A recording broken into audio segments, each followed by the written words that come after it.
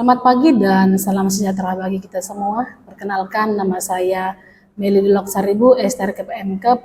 Saya merupakan dosen tetap pada program studi kebidanan, program pendidikan profesi bidan di Institut Kesehatan Sumatera Utara.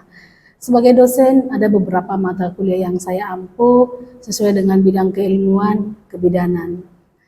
Dan pada kesempatan ini saya akan memaparkan mata kuliah asuhan kebidanan pada pranikah dan prakonsepsi. Baik, pada mata kuliah ini merupakan mata kuliah wajib bagi mahasiswa program studi kebidanan program sarjana di Institut Kesehatan Sumatera Utara dengan beban SKS sebanyak 2 SKS yang ditempuh pada semester 4. Mata kuliah ini membahas tentang persiapan kehamilan, screening pranikah, konsep fertilitas dan infertilitas, kajian psikologi tentang perkembangan perempuan dan keluarga dalam mempersiapkan kehamilan sehat dan persiapan menjadi orang tua, serta evidence base terkait asuhan prakonsepsi. Adapun capaian pembelajaran pada mata kuliah ini, yang pertama adalah mahasiswa mampu menjelaskan dan memahami tentang KIY persiapan kehamilan. Yang kedua, mahasiswa dapat mendeskripsikan dan menjelaskan screening pranikah. Yang ketiga, mahasiswa dapat mendeskripsikan dan menjelaskan pemeriksaan tambahan untuk fertilitas, penilaian hasil pemeriksaan semen, lembaran kurva temperatur basal, instruksi penilaian hasil pemeriksaan mukus, serviks, uji pasca koitus. Terus yang keempat juga mahasiswa mampu mendeskripsikan dan menjelaskan pemeriksaan darah rutin, urun rutin, TORCH, hepatitis, HIV/AIDS, dan malaria. Yang kelima, mahasiswa dapat mendeskripsikan dan menjelaskan evidence base terkait asuhan pranikah. Yang keenam, mahasiswa mampu mendeskripsikan dan menjelaskan tentang fertilitas dan infertilitas. Yang ketujuh, mahasiswa dapat mendeskripsikan dan menjelaskan tentang persiapan dan perencanaan kehamilan. Yang kedelapan, mahasiswa dapat mendeskripsikan dan menjelaskan tentang psikologi perempuan dalam persiapan kehamilan. Yang kesembilan, mahasiswa dapat mendeskripsikan dan menjelaskan psikologi tentang perkembangan perempuan dan keluarga dalam mempersiapkan kehamilan yang sehat. Yang ke-10, mahasiswa dapat mendeskripsikan dan menjelaskan tentang psikologi seorang ayah dalam persiapan menjadi orang tua. Yang ke-11, mahasiswa dapat mendeskripsikan screening prakonsepsi. Yang ke-12, mahasiswa dapat menjelaskan tentang konseling persiapan kehamilan. Yang ke-13 itu, mahasiswa dapat menjelaskan tentang jarak ideal antar kehamilan. Yang ke-14, mahasiswa dapat menjelaskan dan mendeskripsikan tentang evidence base terkait asuhan prakonsepsi. Adapun materi pokok yang akan dipelajari pada mata kuliah ini, yang pertama itu adalah KIY persiapan kehamilan, yang kedua tentang screening prakonsepsi, yang ketiga tentang pemeriksaan tambahan untuk fertilitas, penilaian hasil pemeriksaan semen, lembaran kurva temperatur basal, instruksi penilaian hasil pemeriksaan mukus serviks, dan uji pasca koitus. Yang keempat adalah tentang pemeriksaan darah rutin, urin rutin, hepatitis, TORCH, maupun HIV/AIDS dan malaria. Selanjutnya, topik yang akan dibahas pada pertemuan yang kelima ini adalah evidence base terkait asuhan pranikah. Yang keenam itu fertilitas dan infertilitas. Yang ketujuh adalah persiapan dan perencanaan kehamilan. Yang kedelapan adalah psikologi perempuan dalam persiapan kehamilan. Yang kesembilan itu adalah psikologi tentang perkembangan perempuan dan keluarga dalam mempersiapkan kehamilan yang sehat. Yang ke-10 adalah psikologi seorang ayah dalam persiapan menjadi orang tua. Yang ke-11 itu adalah screening prakonsepsi. Yang ke-12 adalah konseling persiapan kehamilan. Yang ke-13 jarak ideal antar kehamilan. Dan yang ke-14 itu adalah evidence base terkait asuhan prakonsepsi. Untuk mendukung perkuliahan ini ada beberapa aturan yang harus dipenuhi oleh mahasiswa, di mana akan disampaikan pada kontrak perkuliahan, dan untuk mendukung perkuliahan ini juga ada RPS yang akan diterima pada awal perkuliahan. RPS itu sendiri digunakan untuk dapat mengetahui capaian materi yang akan dicapai selama perkuliahan berlangsung ya, dan materi apa yang akan disampaikan pada setiap pertemuannya. Pada pembelajaran ini saya menggunakan teknik delivery interaction assessment, di mana delivery yang saya gunakan menggunakan PowerPoint. Interaction itu yang saya lakukan seperti diskusi antara dosen dengan mahasiswa, terus diskusi antara mahasiswa dengan mahasiswa lainnya. Selanjutnya, forum diskusi ini juga tidak hanya dilakukan selama perkuliahan berlangsung, tetapi juga dilakukan di luar perkuliahan seperti di perpustakaan.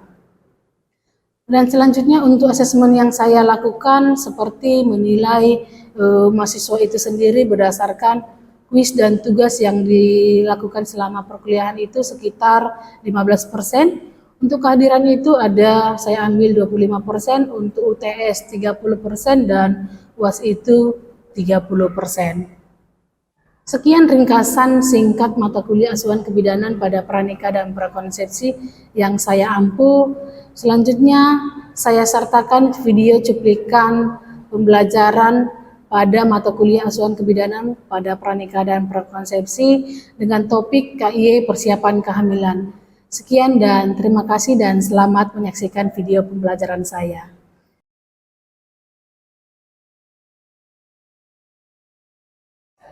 Selamat pagi adik-adik mahasiswa kami. Selamat pagi, Bu.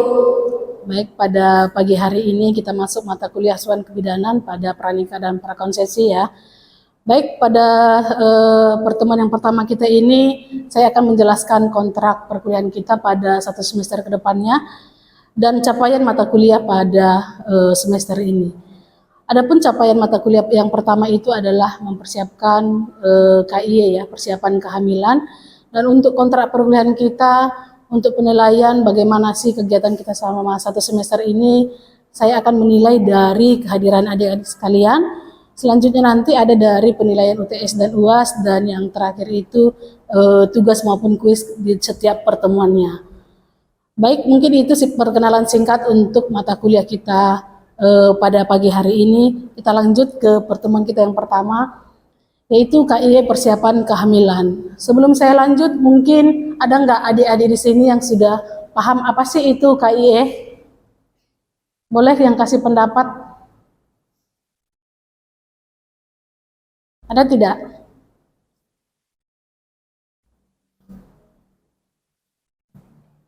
Gimana? Ada?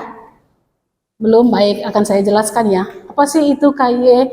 KIE itu sama dengan hampir dengan penyuluhan, sama kayak kita memberikan suatu informasi atau edukasi kepada sasaran yang akan kita tuju. Karena kita sini membahas tentang persiapan kehamilan, berarti yang menjadi sasaran kita itu merupakan pasangan atau seorang ibu yang akan merencanakan kehamilannya. Baik, untuk yang pertama kita harus tahu dulu apa sih itu komunikasi. Komunikasi itu merupakan penyampaian pesan atau memberikan informasi yang mau kita berikan secara langsung atau tidak langsung melalui saluran komunikasi kepada penerima pesan untuk mendapatkan tanggapan. Tanggapan itu sendiri merupakan respon ya, yang diperoleh karena telah terjadi penyampaian pesan yang dimengerti oleh masing-masing pihak. Itu merupakan komunikasi. Dan untuk informasi itu sendiri merupakan keterangan atau gagasan maupun kenyataan yang diperlukan masyarakat untuk diperhatikan manfaat apa yang akan kita berikan. Dan perlu juga kita ketahui informasi itu juga harus tepat sasaran sesuai dengan topik apa yang akan kita berikan. Karena kita memberikan informasi kesiapan persalinan kehamilan, berarti kita memberikan tentang apa-apa aja sih yang perlu disampaikan, begitu ya, biar tetap tepat sasaran. Selanjutnya, definisi edukasi itu adalah sesuatu kegiatan yang mendorong terjadinya penambahan pengetahuan atau perubahan sikap dari yang negatif menjadi sikap yang positif. Begitu ya. Sampai di sini paham tidak? Oke, kita lanjut ya. Kita juga harus tahu apa sih tujuan kita memberikan informasi kepada sasaran kita. Yang pertama itu adalah untuk menambah pengetahuan dan mengubah sikap, kepercayaan dan nilai-nilai dan perilaku individu ataupun kelompok. Tujuan yang kedua itu adalah secara aktif mendukung atau memberikan isu atau masalah untuk mendapatkan dukungan dari pihak lain.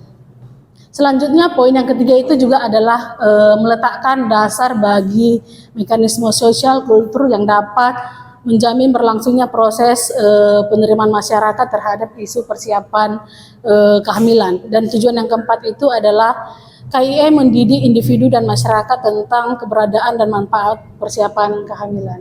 Oke, selanjutnya kita juga harus mengetahui ya, mengapa kita harus memberikan edukasi kepada sasaran yang akan kita tuju. Salah satunya itu adalah karena kita membahas tentang KIE persiapan kehamilan, jadi kita harus memberikan informasi tentang kesiapan kehamilan, apa saja yang perlu diperhatikan. Hal yang perlu kita ingat adalah anak itu merupakan suatu titipan Tuhan. Jadi ada baiknya memang apa yang telah dititipkan kepada ibu harus dijaga dengan baik, jadi perlu persiapan yang matang sebelum mempersiapkan suatu kehamilan. Selanjutnya, poin yang kedua itu kenapa kita harus merencanakan persiapan kehamilan.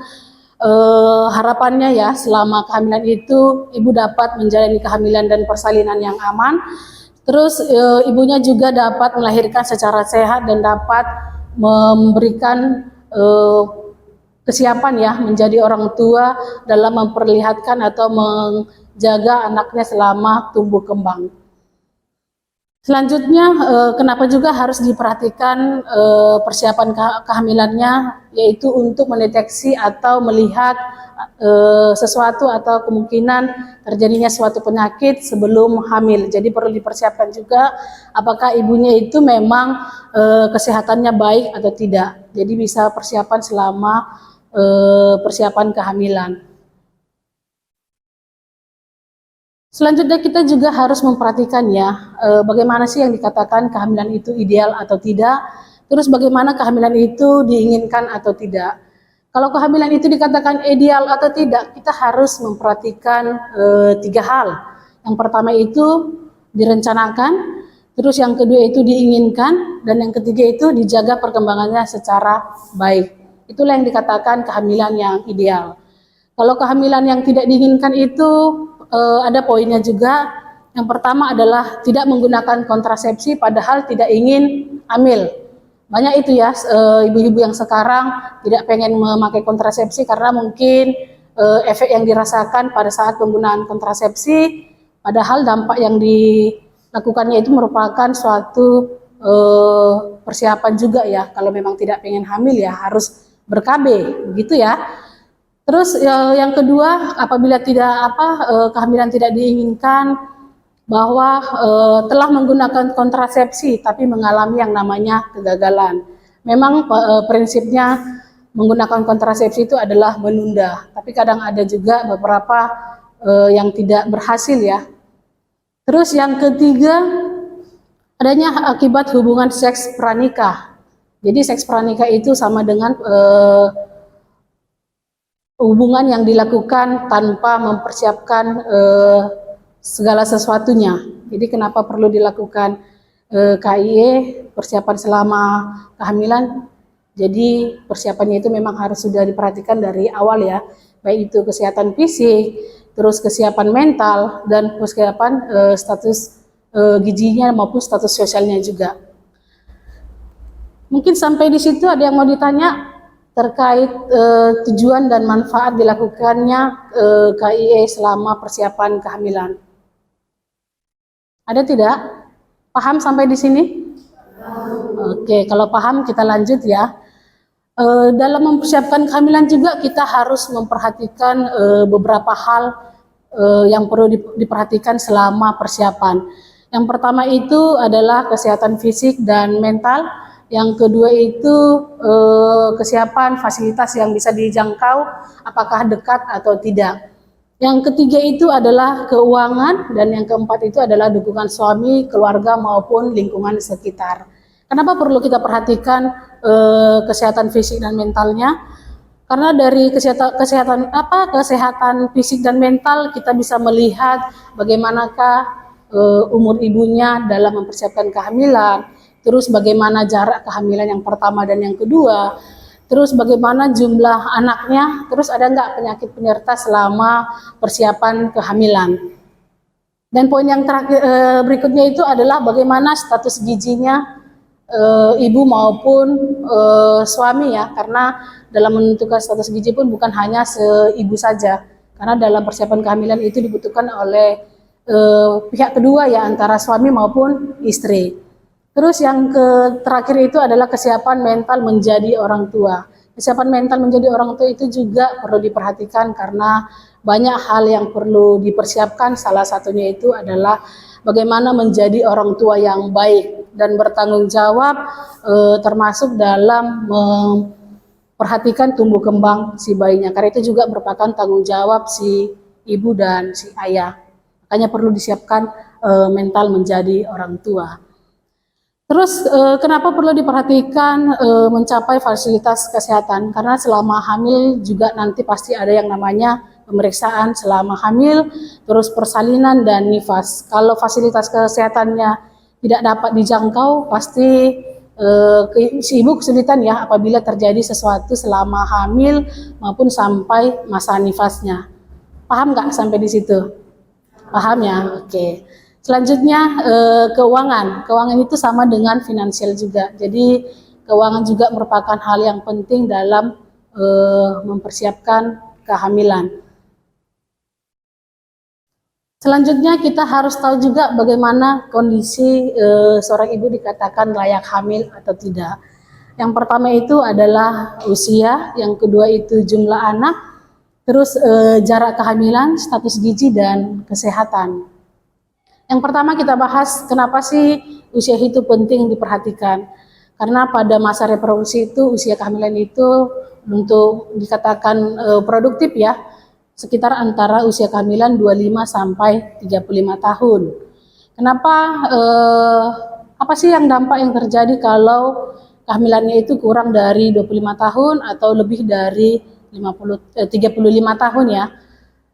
Salah satunya adalah apakah organ reproduksinya itu bisa menerima atau mempersiapkan dalam kehamilan. Terus usia itu juga kalau dia yang terlalu muda, mungkin kita bisa menunda dulu ya untuk tidak hamil. Tapi kalau dia usianya udah lebih dari 35 tahun, bisa hamil, tapi kita harapkan perlu mempersiapkannya persiapan yang matang, terus diperhatikan atau dalam pengawasan petugas kesehatan. Selanjutnya jumlah anak. Jumlah anak itu sama dengan kayak program pemerintah ya. 2 anak itu cukup ataupun kadang mau lebih cukup rasanya gitu ya. Tapi kalau boleh jumlah anak juga diperhatikan karena kalau terlalu banyak takutnya kesiapan mental si ibu belum siap. Terus untuk kalau jumlah anaknya yang terlalu banyak, takutnya nanti jadi merusak sistem ekonomi ya, karena kan sistem ekonomi itu juga mempengaruhi apakah anak itu bisa mendapatkan asupan atau nutrisi selama menjalani yang namanya hamil sampai lahir. Yang ketiga itu adalah jarak kehamilan. Jarak kehamilan itu ada nggak yang tahu? Kira-kira berapa jarak anak ke pertama yang sama yang kedua idealnya? Ada yang tahu tidak? Mungkin boleh kasih pendapat. Oke, lanjut nak. Sekitar 2 tahun ya. Oke. Walaupun kadang ada yang dijumpai di kehidupan sehari, ada yang 1, ada pun yang 2. Tapi selama memberikan KIE ini kita anjurkan minimal itu 2 tahun ya, karena perlu persiapan juga baik kesehatan si ibu maupun kesehatan mental si ibunya, karena banyak hal yang perlu diperhatikan dalam persiapan menjadi orang tua gitu ya. Terus selanjutnya status gizi ya, kita juga harus memperhatikan status gizi selama mempersiapkan kehamilan. Kalau ke status gizinya yang tidak baik bisa menyebabkan kehamilannya itu mengalami yang namanya anemia. Terus status gizi juga mempengaruhi yang namanya berat badan selama kehamilan. Karena dalam mempersiapkan kehamilan itu juga kita harus memperhatikan yang namanya berat badan ideal. Salah satunya itu adalah kalau dia berat badan yang kurang, kita harapkan untuk memberikan asupan atau nutrisi ya, agar berat badan selama hamil itu ideal.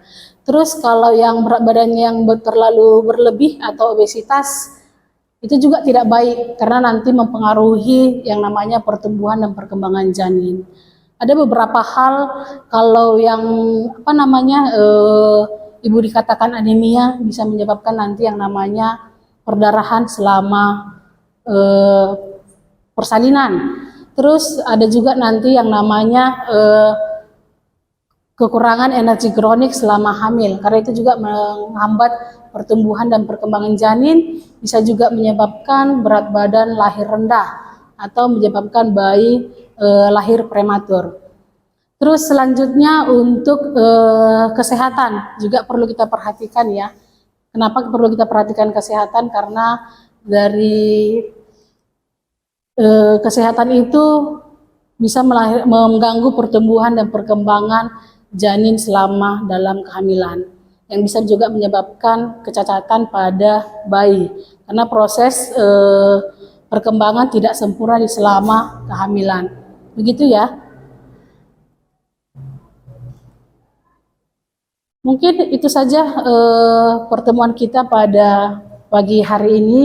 Mungkin ada yang mau ditanyakan atau yang kurang jelas, saya persilahkan. Oke, lanjut ya nak, lanjut.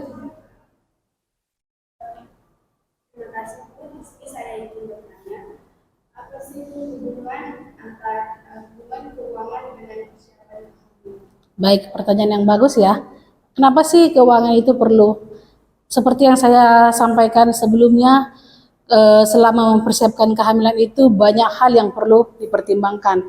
Salah satunya itu adalah seperti yang saya jelaskan ini tadi, status gizinya dan asupannya. Kalau untuk pemenuhan status gizi kan juga kita harus mempersiapkan keuangan ya, karena selama hamil juga ibu harus mengkonsumsi yang namanya vitamin. Terus selama kehamilan juga kita harus mengeluarkan uang untuk melakukan pemeriksaan. Terus selanjutnya juga selama persalinan juga akan dipersiapkan kebutuhan bayinya. Mungkin begitu nak? Atau gimana? Kurang jelas? Bisa dipahami ya? Oke. Mungkin sampai di sini pertemuan kita pada pagi hari ini. Sebelum saya tutup pertemuan kita, saya akan memberikan tugas kepada adik-adik sekalian untuk pertemuan kita berikutnya. Tugasnya itu adalah diharapkan adik-adik nanti membentuk 2 kelompok ya.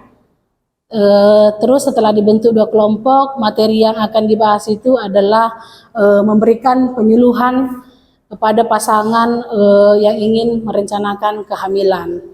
Sampai di sini paham tidak tugasnya? Baik, untuk pertemuan berikutnya saya harapkan adik-adik sekalian membaca materi kita sebelum masuk perkuliahan ya. Topik yang akan kita bahas untuk pertemuan minggu depan adalah screening pranikah. Jadi diharapkan sebelum kita memulai perkuliahan, adik-adik sudah membaca materinya. Paham sampai di sini? Baik, masih ada yang mau ditanya atau tidak? Kalau tidak ada, saya tutup pertemuan kita pada pagi hari ini. Saya harapkan apa yang telah saya sampaikan bisa diserap dengan baik ya, dan bisa diterapkan di kehidupan sehari-hari. Baik, dengan demikian berakhir pertemuan kita. Selamat pagi dan salam sejahtera buat kita semua.